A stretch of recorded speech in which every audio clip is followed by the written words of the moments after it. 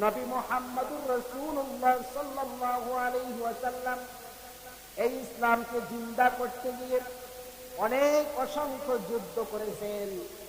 এই যুদ্ধগুলোর মধ্যে বেশিরভাগ যুদ্ধে আল্লাহ তাআলা মুসলমানদেরকে বিজয় দান করেছেন। বলেন সুবহানাল্লাহ। মুআজ্জাজ মুহতারাম হাজিরিন, তার মধ্যে একটা বড় যুদ্ধ, এই যুদ্ধের নাম হলো বদর যুদ্ধ। কি যুদ্ধ বলেন তো দেখি, আরো জোরে বলেন, কি যুদ্ধ? ইতিহাস আমাদেরকে জানতে হবে। আমাদের ইতিহাস যদি আমরা না জানি, বেজাতিরা এইগুলো গবেষণা করে আমাদেরকে ধ্বংস করার পায়তারা করবে। বলেন ঠিক কিনা?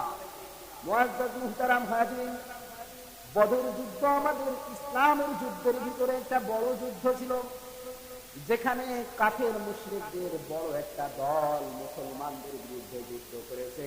আর ওই যুদ্ধে মুসলমানদের পক্ষের শক্তি ছিল মাত্র 313 জন। বলেন কতজন? 313 জন শুধু ইসলামের পক্ষের লোক ছিল, আর বাকি হাজার হাজার সৈন্য ছিল ইসলামকে বিলীন করার পক্ষে। মুসলমানদের বিপক্ষের দল ছিল অনেক শক্তিশালী, অস্ত্র শস্ত্র তাদের সৈন্য সব মিলে তারা শক্তিশালী ছিল, কিন্তু একটা দিক দিয়ে তারা শক্তিশালী ছিল না, সেই দিকের নাম হলো ঈমান। বলে ঠিক কিনা? সেই দিকের নাম হলো ঈমান। ওদের অস্ত্র ছিল ভালো, শক্তিশালী সৈন্য ছিল, তাদের সাজোয়া জান ছিল, তাদের ঘোড়া বেশি ছিল, তাদের উট বেশি ছিল, কিন্তু এত কিছু বেশি থাকা সত্ত্বেও একটা জিনিস তাদের বেশি ছিল না, সেইটা হলো ঈমান। আর এই মুসলমানরা যদিও 313 জন ছিল, 313 জন থাকার পরেও তাদের হয়তো কোনো শক্তিশালী তলোয়ার ছিল না, কোনো শক্তিশালী রিভলভার ছিল না, কোনো ভালো অস্ত্র ছিল না, ভালো সাজোয়া জান ছিল না, কিন্তু তাদের একটা জিনিস ছিল পাকা, মজবুত, শক্তিশালী। সেই জিনিসের নাম হলো ঈমান। কি নাম বলেন তো দেখি? ঈমান। বারবার মুসলমানরা বিজাতিদেরকে পরাজিত করেছে, নাকানি চুবানি খেয়ে ছেড়েছে। একটা জিনিসের শক্তি যারা, সেটার নাম হলো ঈমান। বলে সেটার নাম কি? ঈমান। যুগে যুগে যত যুদ্ধই আসুক না কেন, যতই মোকাবেলা হোক না কেন, যদি আমাদের অস্ত্র কম থাকে, যদি আমাদের অর্থ কম থাকে, যদি আমাদের সৈন্য কম থাকে, তবে আল্লাহ তাআলা আমাদের উপর একটা জিনিসের বদলতেই রহমত দান করবেন, যদি আমাদের থাকে শুধু ঈমান। কি থাকে? আপনারা যুগে যুগে ইতিহাস ঘেটে দেখবেন, মুসলমানরা বেশিরভাগ বিজয় অর্জন করেছে ঈমানি শক্তিতে। কিসের শক্তি? ঈমানি শক্তি। মুআজ্জাজ মুহতারাম হাজিরিন, বর্তমানও যুদ্ধ হয় কি না হয়? হ্যাঁ, বর্তমান রানিং যুদ্ধ চলতেছে, এখনো পর্যন্ত যুদ্ধ নিরসন হয় নাই। আমেরিকা, যুক্তরাষ্ট্র, ইসরায়েল, বলে ঠিক কিনা? কিন্তু আল্লাহ তাআলার ফজল ও করম, এক ইরানেই যুক্তরাষ্ট্র বলেন, ইহুদিবাদের দল বলেন, ইসরায়েল বলেন, সবাইকে পানি খেয়ে ছেড়ে দিচ্ছে। বলেন ঠিক কিনা? শুধু একটাই কারণ, ইরানের আছে একটা অস্ত্র, সেইটার নাম হলো ঈমান। বলেন সেইটার নাম কি? ঈমান। মুসলমান খুব ভালো করে মনোযোগ দিয়ে শুনবেন, ইরান শুধু এই যে ঈমানি শক্তি দিয়ে শক্তিশালী তা না, তারা অস্ত্রের দিক দিয়েও কিন্তু শক্তিশালী। তাদের এত এত সুন্দর সুন্দর অস্ত্র আছে, যে অস্ত্রের কথা শুনে ডোনাল্ড ট্রাম্পের চোখ মাথায় উঠে গিয়েছে। ইরানের কাছে বর্তমান এমন এমন কিছু অস্ত্র আছে, যেগুলো একটা অস্ত্র দিয়ে এক ডোনাল্ড ট্রাম্পকে নাকানি চুবানি খেয়ে ছেড়ে দেওয়া যাবে। যখন এই অস্ত্রের সংবাদ শুনেছে, যখন জানতে পেরেছে ইরানের কাছে এই অস্ত্রগুলো আছে, তাদের এই পারমাণবিক শক্তি আছে, তখন ডোনাল্ড ট্রাম্প একদম ইঁদুরের মতো চলে গেছে। কখন কোন কথা বলে কোনো ঠিক ঠিকানা নাই, পাগল হয়ে গেছে। বলেন ঠিক কিনা? মুআজ্জাজ মুহতারাম হাজিরিন, ইরানকে আল্লাহ তাআলা এই শক্তি দান করেছে একটাই কারণ, তারা কোরআনের রিসার্চ করে। বলেন ঠিক কিনা? হ্যাঁ, যদিও তাদের কাছে শিয়া মতবাদটা বেশি প্রসার, কিন্তু তারা কোরআনে বিশ্বাসী। কিসে বিশ্বাসী বলেন? তারা কোরআনে বিশ্বাসী, তারা কোরআনের গবেষণা করে, তারা কোরআনের প্রতিযোগিতার আয়োজন করে।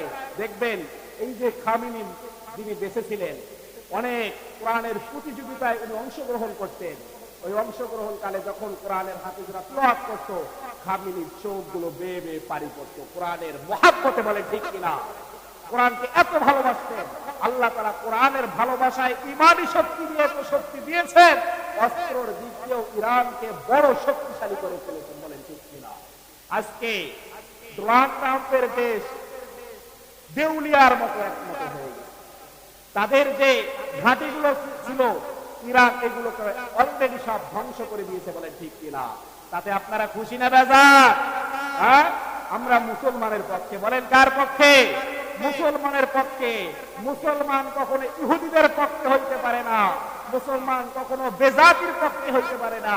মুসলমান যদি না খেয়েও থাকে, পক্ষপাত একটা পাশে রায় দেবে, সেটা হলো মুসলমানের পক্ষে, বলেন ঠিক কিনা? এই জন্য এখানে কিন্তু যুদ্ধের ইস্যু তেমন কিছু না, যুদ্ধের ইস্যু বড় কিছু না। এই ইরান, ইসরায়েল আর যুক্তরাষ্ট্রের যুদ্ধের ভিতরে একটাই বড় কারণ, ইরান শক্তিশালী কেন এত হচ্ছে, কেন এত বড় বড় পারমাণবিক অস্ত্র তারা তৈরি করতেছে, এইটাই তাদের টেনশন। কারণ তারা জানে এই মুসলমান এক সময় পুরা পৃথিবী শাসন করবে, বলেন ঠিক কিনা? কারণ এত সাজুয়া যান, এত অস্ত্রপাতি, এত রিভলভার, এত এত সাজুয়া যান যদি তারা তৈরি করে, এত যদি যুদ্ধযান তারা তৈরি করে, তখন তো তাদের হাতে অনিবার্য আমাদের মৃত্যু হবে। আর হবে, এটাই হলো আল্লাহর বিধান, বলেন ঠিক কিনা? কারণ আল্লাহ তাআলা পুরা পৃথিবীটাকে শাসন করাবে কাদের হাতে বলেন তো দেখি? মুসলমানের হাতে। মুসলমানের হাতে এই পুরা পৃথিবী শাসিত হবে, শুধু সময়ের অপেক্ষা। বলেন কিসের অপেক্ষা? সময়ের অপেক্ষা। মাত্র সময়ের অপেক্ষায় আমরা আছি। এই পুরা পৃথিবীর জমিনে কালিমার পতাকা পক পক করে উঠবে, বলেন ঠিক কিনা? মুআজ্জাজ মুহতারাম হাজিরিন, এটা আমাদের পূর্বপুরুষদের শিক্ষা। আমরা ইসলামকে জিন্দা করার জন্য, ইসলামের শাসন জিন্দা করার জন্য যতই কষ্ট আর মুজাহিদা হোক না কেন, যদি রক্ত দিতে হয়, আমাদের পূর্বপুরুষরা শিক্ষা দিয়ে গেছেন। যদি আমাদেরকে জীবন দিতে হয়, এই শিক্ষাও আমাদের পূর্বপুরুষরা দিয়ে গেছেন। যদি আমাদেরকে জেল জুলুম খাটতে হয়, এই শিক্ষাও আমাদের পূর্বপুরুষরা দিয়েছেন, কি দেন নাই? কথা কয় না? মুআজ্জাজ মুহতারাম হাজিরিন, এই ইসলামের জন্য কত সাহাবী জীবন দিয়েছেন না দেন নাই? রক্ত ঝরাইছেন কি ঝরান নাই? কত মা ইজ্জত হারাইছেন এই ইসলামকে জিন্দা করার জন্য। আগামীতেও এই ইসলামকে টিকে রাখার জন্য এই রকম কষ্ট আর মুজাহিদা আমরা সহ্য করার জন্য তৈরি আছি তো ইনশাআল্লাহ। মুআজ্জাজ মুহতারাম হাজিরিন, শুধু আমাদের তাওয়াক্কুল থাকতে হবে, শুধু বিশ্বাস থাকতে হবে। কার উপর বলেন তো দেখি? যদি আপনার তাওয়াক্কুল আর বিশ্বাস থাকে ওই মালিকের উপর, কোন ডোনাল্ড ট্রাম্প বলেন, কোন ইহুদিবাদ বলেন, কোন বেনিয়ামিন নেতানিয়াহুর মতো দল বলেন, ওরা নাকানি চুবানি খেয়ে আপনার পথ ফাঁকা করে দিবে, বলেন ঠিক কিনা? কারণ এগুলোর ইতিহাস আছে, এগুলোর অনেক ইতিহাস আছে। ইহুদি খ্রিস্টানরা যুদ্ধ ছাড়াই মুসলমানদের পথ ফাঁকা করে দিয়েছিল, যুদ্ধ ছাড়াই। ভয়ে, কিসে বলেন তো দেখি? ভয়ে, অস্ত্রের ভয়ে নয়, ইমানের ভয়ে। কিসের ভয়ে?